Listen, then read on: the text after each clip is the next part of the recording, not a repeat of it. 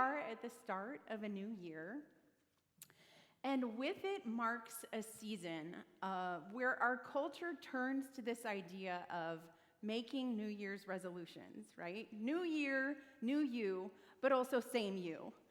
And often these resolutions are fueled by this question: who do you want to become? And we imagine ourselves a year from now. What would it look like to do or stop doing those things that are keeping us from being this better version of ourselves? Have you seen these progression videos on Instagram or TikTok maybe? They're 30 seconds, and it's a year's worth of transformation. And in 30 seconds, you see this person who's paid off their whole, all their school debt, or they've lost all this weight, or they've picked up this new skill like jump rope or pull-ups, and you're just wow, it's really compelling. And you start to think what could I do in a year? And you're I am committed to eat healthier, or save money, or work out more, drink less, or be more present, pray more. We kind of imagine stepping into this new us, new you. And January 1 offers this time in our culture to kind of examine this restart of ourselves. And there's something really compelling about thinking we can be in control of that kind of transformation. And yet transformation itself feels way more elusive. And it actually begs the question, what does it take to change and to grow, especially when it comes to our life with God? And today, I want to explore this as we walk alongside a man who experiences a transformative moment with Jesus that sets him on to a journey of further transformation, both physically and spiritually. And this story is found in the Gospel of John, chapter 9. It's about halfway through the Gospel. And at this point in time, Jesus had been healing and had been teaching and doing so more and more boldly, to the point where it was actually creating tensions to rise among the religious leaders. There was, let's just say, some hostility brewing. And things are tense in chapter 8. And Jesus and his disciples, as things get tense, kind of rocks are picked up and people are angry, Jesus and his disciples slip away. And here they are in chapter 9, and they're walking alongside the temple, and they pass by a man. And it says that actually Jesus notices this man. He saw him. And when the disciples notice Jesus noticing him, the disciples ask, "Rabbi, who sinned, this man or his parents, that he was born blind?" And a little bit of context into this question. One of the tools I love studying scripture with is the IVP Bible background commentary, and it doesn't tell you what it says, it tells you the context to understand what it says. And one of the pieces of context in this passage is that at that time in the culture, there was this belief that if you were suffering, if you were experiencing ailments, if you were blind, it was because you or someone like your parents or generationally sinned. And that was a common belief. So here is this man on the side of the road. Here's this man most likely begging at the temple. And not only does he have to navigate a world of blindness, but he also has to navigate this shroud of shame and judgment that is kind of forced upon him. And this is who Jesus sees. And there's something about this question that is so off-putting to me and also kind of resonates with me. Who is to blame? And I think that I kind of I can resonate with this idea of saying suffering is not right. Who's to blame? What went wrong? And that's the question that they ask Jesus. And what Jesus does is he rejects this cultural notion that he or his parents are to blame, that this is not a sin issue, but even more so, he flips it upside down and he expands their imagination for the potential that this man's life can hold. And he says, neither this man nor his parents sinned, but this happened so that the works of God might be displayed in him, might be revealed in him. And where the disciples see sin, Jesus sees a person made in God's image, made with worthiness. This man who is so often ignored by society is about to display the work of God, his presence and power. And it makes me wonder, who are the people in our society, in our own lives, that are often overlooked? Whose potential is limited by the state of their circumstances? And whose voice is only welcomed when they kind of align with our worldview? Rather than distance himself from this man's humanity, Jesus presses in. And in that moment, this blind man who has lived his life in the shadows, on the margins, now becomes the main character of his own life. And in verse 6, after saying this, Jesus does this. He spits on the ground, he makes some mud, and he made some mud with his saliva and puts it on the man's eyes and tells him, go and wash in the pool of Siloam. This word means sent. And let me just name this. Spit is gross. I have a 3-year-old.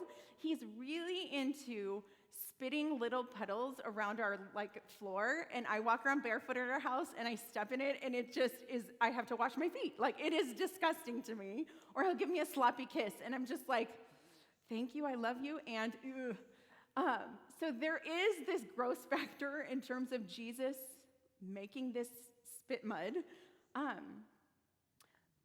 But there's a way that Jesus is taking something that can feel intangible and making it tangible. And so imagine you're this guy. Imagine you're living in the midst of darkness, when all of a sudden you sense someone's nearness, and your hearing is heightened. You can't quite figure out what's happening, and you feel this sensation on your eyes, something kind of unexpected, and you hear, go wash in the pool of Siloam. And maybe you're thinking, ugh, what is going on? And maybe you're used to mud kind of getting flung on you as people pass you by. And maybe you're used to kind of being mistreated, and so you're not sure what to think. But you know that there's something on your face and you need to go wash it off. And so you get up and you go and you make the walk to the waters. And then all of a sudden, as you rinse your face, there is this break of light. And you rub your eyes and you rinse more and you start to make out color. And then you start to see shapes and trees and people. You can see. In this moment, this man not only receives sight, but the parts of his body and brain that have shut down, his visual cortex that has gone a lifetime without any stimulation, is awakened. And he returns home seeing. He's transformed. And what ensues next is not surprising, but given the fact that there are tensions, but it is disheartening nonetheless. Rather than his community coming around him celebrating this miracle, his neighbors are in disbelief. They're like, I don't think that's really him. And his family is afraid for their own safety. And so they distance themselves from him. They're like, they're feeling the pressure of the community, and they're like, you can talk to him. And so this man is brought to the religious leaders, the cultural authorities, for question. And the reason his healing is creating all this tension has to do with Jesus. It has to do with the fact that this healing happened on a Sabbath, and it has to do with the fact that it pushes against the idea of the way God should work. The Pharisees are these leaders, And they have made it their life's mission to both uphold and hold others to like the strictest obedience to God. They saw their role as ones who are to accurately interpret God's law, to regulate it, and to protect it. And so the people turn to them as authorities in this matter. But the problem is, and I think we'll see this, is that their drive for perfection keeps them from seeing the very thing that God is actually doing. So sure enough, arguments ensue as they investigate this healing. And you've got one side of the Pharisees saying, like, how can Jesus heal on the Sabbath? He must not be from God. And the others are like, but how can someone not from God heal and heal this man? And it's kind of the chicken or the egg. Like they're kind of divided on this issue. And so they turn to the man and they ask him, what do you think? Who do you think Jesus is? And he says, he's a prophet. He understands that there is something different about this man. And while the Pharisees are seeking perfection, found in this list of rules, do this, don't do this, this man is trying to wrestle and understand what he is experiencing. And I love that he's open and honest about what he knows and what he doesn't know. He's trying. And there's something really refreshing about this honesty. I love that we get to capture the process, and it's just a snapshot of where he's at. And it reminds me also that Jesus didn't reward him with healing because he got all the answers right from the get-go. And rather that his healing was a catalyst for knowing more of who God is. And I just want to pause here and name this tension around this idea that, like, this temptation to boil life with God to a checklist of do's and don'ts. I think that the checklist is really comforting because it tells us, like, it gives us the idea of how to grade. Like, we can grade ourselves by it. Like, okay, I went to 3 Sundays. I read my Bible 4 times this week. Like, we can kind of self-grade and then either feel good or not good about ourselves. And we get to size each other up. Like, oh, I haven't seen you in a while, you know. And checklists kind of give us comfort in that way. But intimacy isn't built with checklists. Relationships aren't meant to be checked off. They're to be tended to and cultivated. So even here as a community, or online as a community in these COVID times, I think it's really tempting to see, like, to bring our Sunday best when we come together. But what would it look like to show up in our, like, weekday mess? And maybe a lot of us feel that way on the inside. And so we kind of look for the checklist to kind of help us feel presentable. And what does it look like to let go of that pressure to just get it all right? And to see each other as just helpers on the journey to growing and cultivating and tending our relationships, both with God and with others. And I think that's something I love about this community is that I've felt and experienced that invitation to do so. And even this freedom to not feel like I have to have everything figured out and I'm just coming here to get my test graded. What does it look like to help each other see where God is at work in our lives and how God might be inviting us to deepen our relationships, both with God and with each other? I was struck by this quote I came across that is by the author of After Doubt, A.J. Swadoba, and he just said, "Here's the mystery. To struggle with one's faith is often the surest sign we have one." And I don't know about you, but in the last couple of years, I have struggled. I have struggled to understand my experience with God as I engage in the world and feel overwhelmed by the division and the brokenness. And there are times where I am full of uncertainty and doubt and questions. And I find so much comfort in the invitation to the process rather than the focus on the appropriate destination. And I think that's why John 9 is why this blind man's journey is so compelling to me. It's a glimpse into the whole process that is up and down and messy and moments of certainty, moments of doubt. And there's this freedom to wrestle. And I think of the blind man and the ways that he struggled to understand what he experienced with Jesus. And when I look at the past couple years, I think of the ways that I have struggled to understand my experience in life with God. And I don't have this 30-second transformation like Instagram video that shows, all the ways that I've worked at it.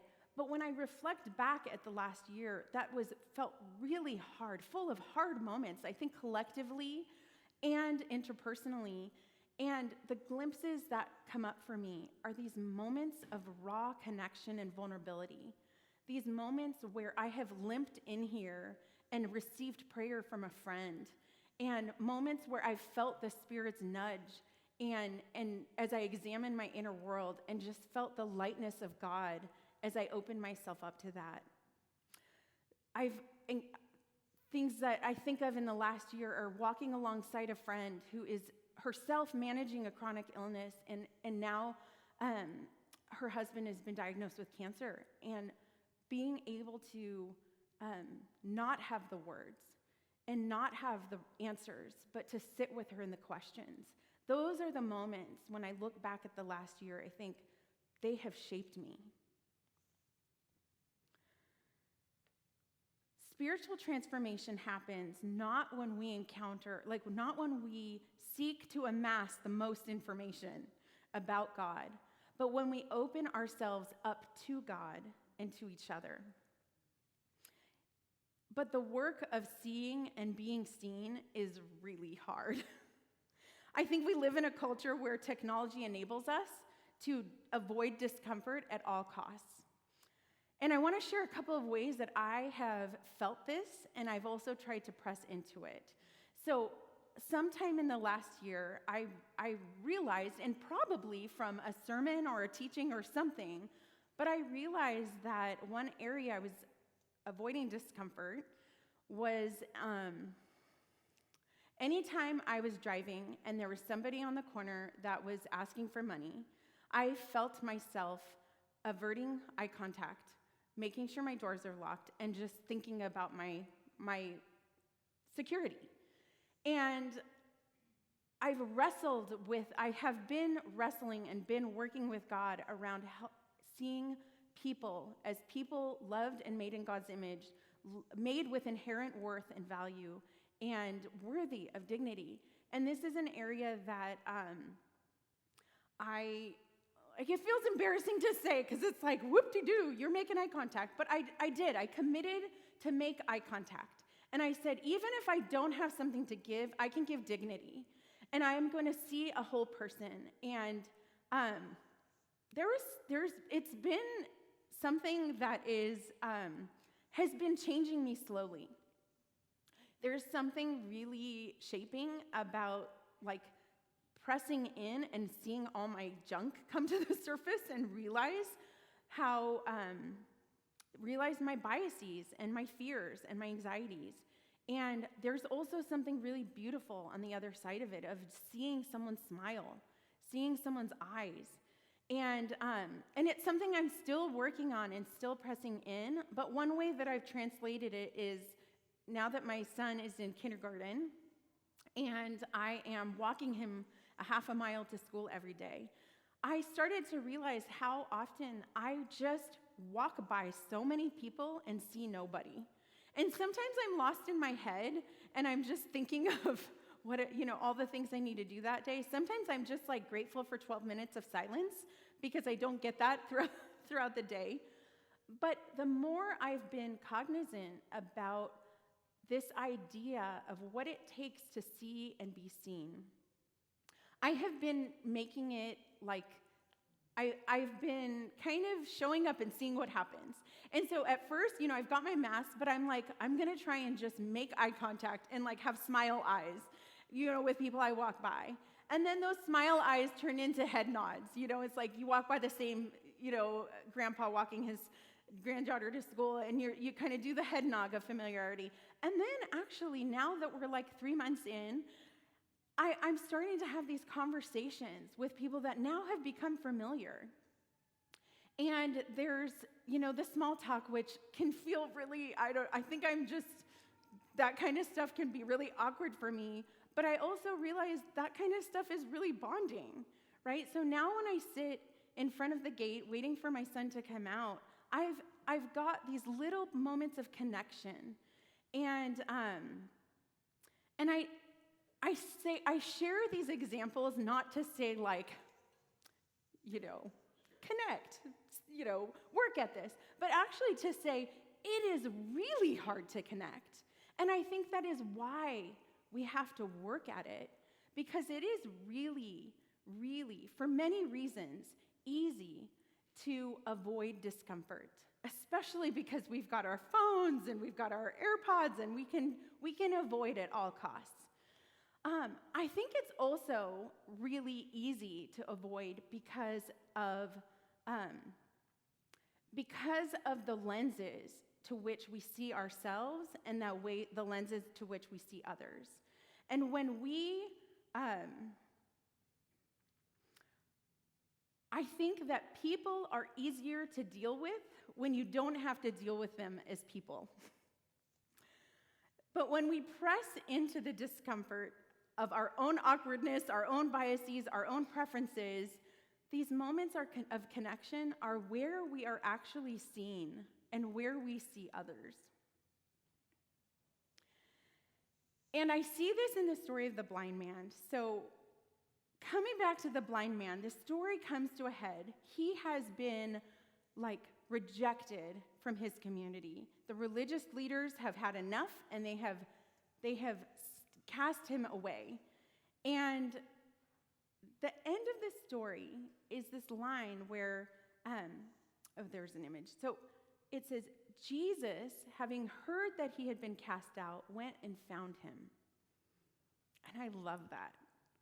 And he says to him, do you believe in the Son of Man? And this would be a phrase that's really familiar to him as being like the Christ or the Messiah.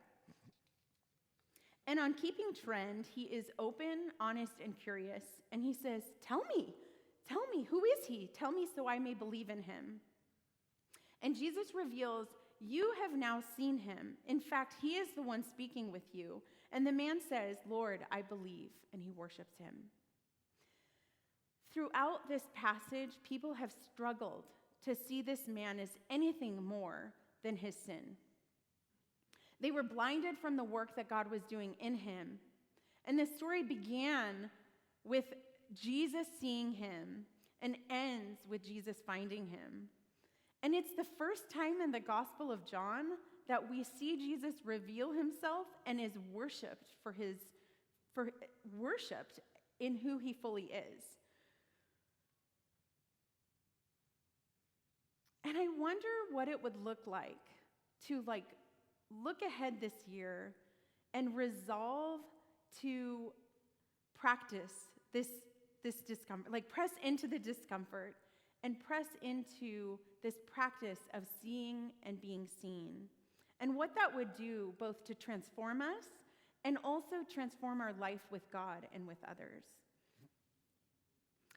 And I want to practice this in a small way today. So what I'd like to do is as we practice this in the safety of our this community here or on Zoom, that it would develop strengthen our muscles to be able to practice it out in our neighborhoods or at our schools or our jobs or in the city as we are engaging with others. And so what I'd like to do to practice this invitation to see and be seen, is to have us,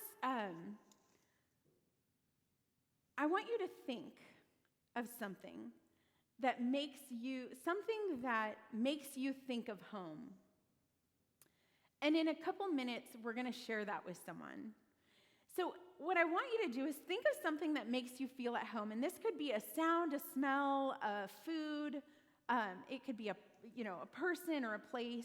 But something that just, and don't overthink it. I think that's the problem with small talk. Sometimes I go home and I'm just overthinking every word I said and feeling all like a dork. But just something that just reminds you of home. And what I'd like to do in a couple minutes is I want to have you meet somebody that you didn't come with. You could just turn to someone next to you or in front of you, and I just would like you to practice seeing and being seen. So share your name, where you're from, and what reminds you of home. And as you do that, even if it feels uncomfortable, for 30 seconds, let's practice intentionality. Make eye contact. Listen and steward each other's stories. And we'll come back in a few minutes and just debrief how that feels. And if you're on Zoom, you can type it in the chat. If you're brave, you can undo your video, turn on your video. But then take a moment and read the stories that people share of what makes them feel at home. So I want to move us into this time of just practicing this here. And in a few minutes, I will bring us back up and then move us into a time of prayer and response. Does that make sense? Okay. Meet someone around you, share your name, where you're from, and something that just reminds you of home. Okay, how did that feel? To kind of just slow down and connect. To just see somebody and meet somebody new and hear their story. I mean, that was 1 minute, but Tara, I feel like it was so good to hear a little bit of your story and your family and your background. And that was 1 minute of connection. There is something really powerful about both seeing and being seen. And what can we do to continue practicing this as a discipline? I'd like to move us into a time of just prayer and response, and I'll invite the worship team up because music helps us reflect. And I just want to invite you to slow down and consider, where might you see yourself in this story? Jesus spent his time challenging the religious authorities, the religious types of his day, showing them that God is not concerned in the checklist. God is not as concerned about keeping every single detail of the rules, but he is about transforming lives through relationship. What does it look like to slow down, to kind of step away from that checklist and to let God see you? We did this small thing when we came in, some of the folks that were prepping this morning, some of the leaders, and Hannah had us go around and just share, what's an emotion you're coming in today with? And I know for me, I came in with a little bit of nervousness and excitement, a lot of nervousness, right? And I can feel like maybe I'm the weirdo in the group because I'm aware of how I feel inside and how I seek to present myself. And as we went around and heard every person just share, I realized I'm in the comfort of friends.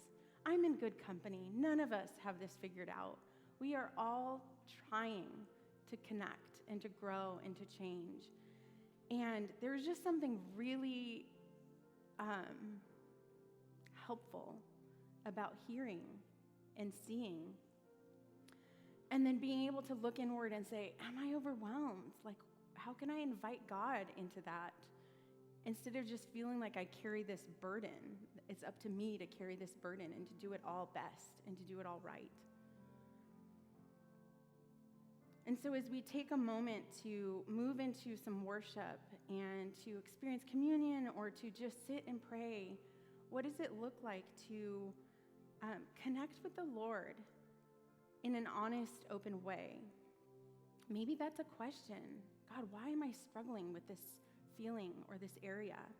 Maybe it's gratitude and just reflecting gratitude for what is going well. Or maybe it's asking like, God, can you help me see people better? Can you help break these barriers or these lenses that I carry that keep me from seeing people as people?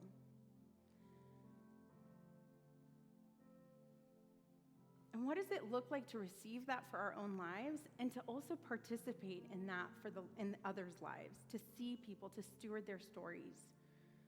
And maybe for some of us, we need to sit and ask, like, God, who is somebody that I need to really practice seeing? Maybe you live with them, or maybe they're in your neighborhood or at your workplace, but maybe there's somebody that you are just averse. You are diverting eye contact. And there's an invitation from God to say, no, press into the discomfort. And lastly, we are in divided times. There's so many layers of complexity we are experiencing right now as a culture that it is really tempting and easy to just boil people down to allegiances and lines of division or sound bites. And what is a way that God might be inviting you to honor the humanity by engaging in someone's story? And maybe that's a people group different than yourself, or a religious group, or a community in our neighborhoods. But what does it look like to practice seeing both interpersonally, but also broadly in the way we engage culture at large? And so as we move into this time, I just want to pray that over us and just ask God for help. And invite even just this time of worship to be a place where we can practice that humility, that openness, without any anxiety that God is holding this checklist and measuring us up. So let me pray, and as we move into this time of communion, invite God to speak, or communion and worship.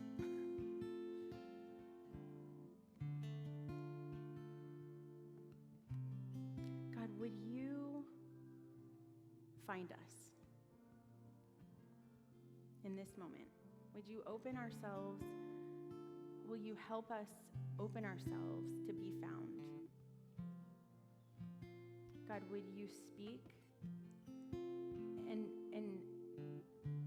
nudge us with your Spirit and help us to understand, like, what is keeping us from seeing others or seeing you? What is keeping us from being seen?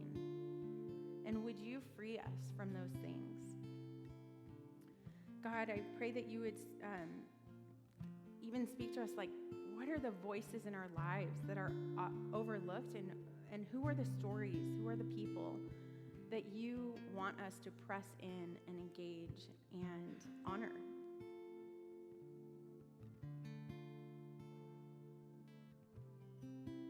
God, I pray that you would help us to just break free from this idea of striving and really find comfort in the mystery and in the process and in the openness and in the questions. And would this be a safe place as we move into worship? Would these few minutes be a safe place of just connection with you?